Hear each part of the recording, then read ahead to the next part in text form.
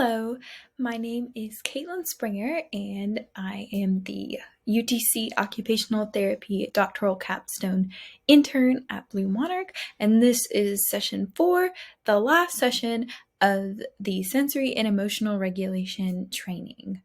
And today we are going to talk about sensory and emotional regulation activities by age group, all the way up from babies up to teens and adults. So this first little bit on your handout is section 4A, infants and toddlers, so that birth to 2 age. So you can refer to that and fill that in along the way. So infants and toddlers. So with this age group of infants and toddlers, their developmental focus, their main goal is sensory motor driven. And what that means is that they are exploring the environment through their senses and through movement. This is the first time they've ever been in the world, and they are learning about it by moving and touching and listening and watching. So the goals of the sensory activities I have chosen for this presentation are exploration and exposure to meet that need. So some sensory activities for babies, kids under 1 year old. You can provide comfort by mimicking the womb. So you can swaddle them for proprioceptive input and warmth. You can bring them to a quiet room or have white noise or hum lullabies or hymns. You can rock and bounce them gently to help them calm down. And then another thing you can do with babies, tummy time is awesome. It has great proprioceptive work, input through their bellies and their hands, and it helps them strengthen all of their body to be able to do bigger things, like eventually work towards crawling, towards standing. Tummy time builds great strength. If you're a mom of a baby and your baby does not like to do tummy time, you can modify it. So you can make it easier for them by laying them inclined on your chest on the couch, and that's also very great because you can look at each other's faces. It's a really sweet bonding time. You also, if you're going to have them on the floor in another spot on the ground, you can put a roll of a blanket under their torso to help prop up their head and shoulders a little bit so that they don't have to do so much work pushing through their little arms. So that's a way to make it a little easier if they don't like it. And you can also put something really fun and interesting for them to look at right in front of them so they're a little bit distracted. Also, it's awesome just to, as much as you can, take off the socks, take off their little mittens whenever you're supervising them to allow them to touch the world with their hands and feet. So give them bare hands and feet as much as possible. This is the first time they're ever experiencing the world full of senses. So it's going to help them to learn a lot if they have that. And then another sensory activity is narrating your life. So this is somewhere between sensory and social. Children begin to understand words far before they can speak. So this helps their language development. When children learn language through listening to other people talk, and it helps you to connect and share the world together. So here are some pictures of some things you can do to provide sensory exploration for babies. You can do water play in a bin. That water right here is dyed to be extra colorful, just allowing them to have messy eating, giving them, a little baby spoon or just finger foods whenever they're old enough. Be involved and that is going to help them have good sensory input and also develop their little fine motor skills in their hands.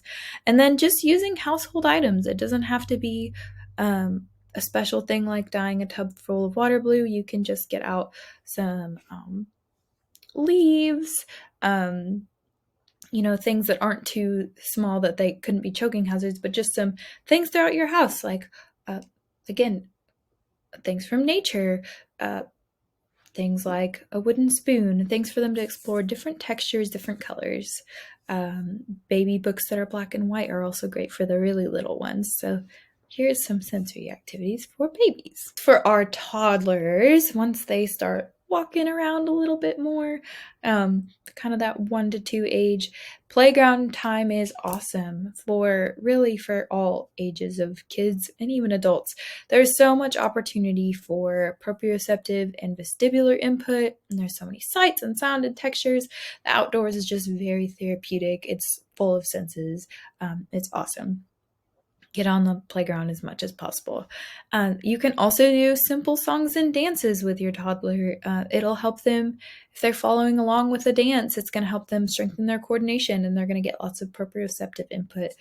Those green bubbles from week 2, it's awesome activity. The next, you can do themed sensory bins. You're going to have to do this kind of at an age-appropriate way, and it needs to be supervised closely for safety, but it'll help them explore lots of different textures. So you could fill a bin of clean rocks or gravel. You could do dried rice or dried beans. You could do shredded paper, like the little Easter grass paper, kinetic sand, and you can add some of their favorite toys in there. You can add a spoon in there where they can practice scooping and dumping. All of these things are fun, and implement a lot of different textures for their hands. And then another idea is finger painting. You can create crafts to remember this special time of life while continuing to explore messy play.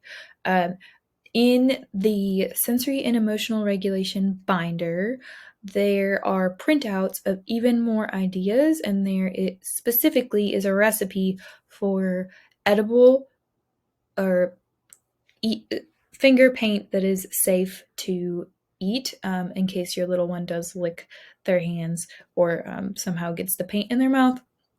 Those are safe to eat paints that you can use for crafts. Okay, so thank you. This is the toddlers and infants. These are the references used for these ideas, and next we are going to move on to older children. Now we are going to talk about sensory and emotional regulation activities for children 3 and older, all the way up to adulthood. So we will look at 4B, 4C, and 4D on your handout. We'll start with 4B with our younger children. So for our younger children in this kind of 3 to 6 years old age group, the main developmental goals that they are trying to learn is to have more complex thinking and play. They're starting to use tools to build things, to have play pretend, to collaborate and have teams with others. They are increasing their independence. They're starting to get more involved with their self-care. They like to feed themselves. They like to help get themselves dressed, pick out their outfits, and they enjoy being little helpers. They're also expanding so much with their language and communication skills. They can say so many words, and that just grows and grows and grows throughout this age range. They're also refining their fine and gross motor skills. So those toddlers are going to be more clumsy, but at this age, they're really going to start to be able to have more coordinated movements. And then they also are continuing to build their social emotional skills. They're starting to recognize other people and build friendships and really connect with their family.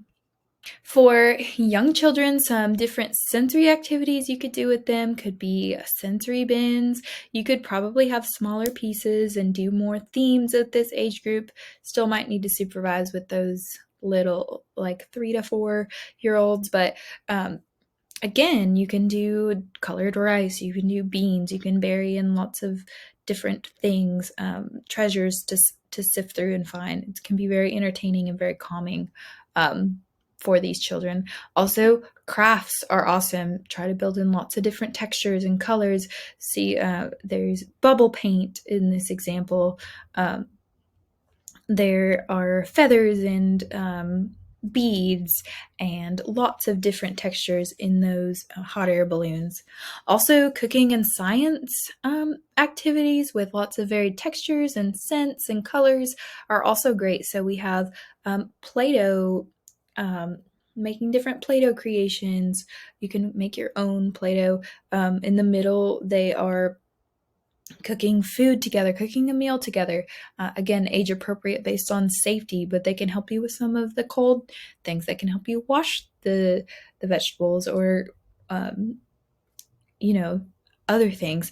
And then on the right, on the bottom, we have ice art. So they've made a mixture that has frozen food coloring mixed with some other things, and then you put it on a plate and you watch it melt. So they're learning about temperature and science, and there's lots of colors. It's very exciting. You can make art with this. So these are some ideas in addition to lots of playground time, lots of proprioception that are great for these young kiddos. Emotional regulation and social skills activities for these younger kids age ranges. This is a great time to do games with rules. So when they are toddlers, they probably aren't going to have enough language skills and emotional regulation to be able to tolerate these games. So as they get to this age, this is a great time to do games like Uno, Twister, Connect Four. They can make up their own outdoor games on the playground. This is great because it helps them learn social skills of turn taking and also helps them to manage their frustration with small problems, which is a great way to practice that will eventually help them manage bigger problems throughout their life. So you can walk alongside them and kind of be on the sidelines, coaching them as needed to be able to approach these things in a healthy way. Also, if you know you are going to have something unfamiliar or difficult, or you already have and they need to follow up about it, social stories are a great way to approach this, help them problem solve, which is going to empower them to be able to learn and try things. So this example has the social story shows what it means to be a good friend. It says using kind words and a kind voice. So this person is saying hi kindly instead of picking on someone to try to build friendship. And then emotional naming activities, like we talked about last week, are awesome for this age group to increase empathy and emotional awareness. A copy of this specific chart is available in that binder if you would like to make a copy and print it out for your family. Again, talking about this just in general, talking about all the different feelings, making the facial expressions together, and then debriefing difficult situations by talking about these feelings. For 4C, if you're using the handout, this is our older children. This is the age group of 7 to about 12 years old. Their developmental goals are continuing to have more complex and abstract thinking. They're becoming more and more independent. Friendships in school tend to become their top priorities. So family, of course, is so vital, but they may be more interested in spending time with their friends than mom or other siblings or other family members at this age. And they, again, are just getting better and better with their coordination with their fine and gross motor skills.